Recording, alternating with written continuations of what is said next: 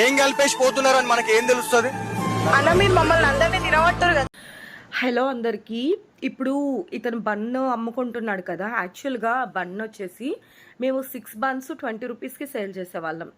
ఎందుకు ఒక 1 ఇయర్ మేము బన్నులు చేయడం మానేసి 6 ఇయర్స్ వరకు చేస్తున్నాం. బన్ను స్మూత్గా ఉంది, కట్ అవుతుంది అంటేనే అది ఫ్రెష్ అన్నట్లు, లేదు రఫ్గా ఉంటే అది ఒక 4 to 5 డేస్ అయినట్టు. కానీ అతను పెట్టిన దాంట్లో చాలా స్మూత్గానే ఉంది. ఇంకొకటి ఏంటంటే, మా డాడీ పాలకోవా పాలు షుగర్తో చేస్తారు. బట్ ఇలాంటి వాటిల్లో ఏంటంటే కొంచెం బొంబాయి రవ్వ కలుపుతారు. ఎందుకంటే కొంచెం ఎక్కువ క్వాంటిటీ రావడం కోసం. దానివల్ల వాళ్ళు తక్కువ కాస్ట్‌కి ఇవ్వగలుగుతారు. వాళ్ళకి తిప్పి కొడితే 3 రూపీసో, 4 రూపీసో ప్రాఫిట్ ఉంటది.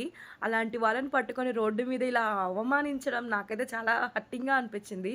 నిజంగా అతని ఫేస్ చూస్తే చాలా ఏడుపు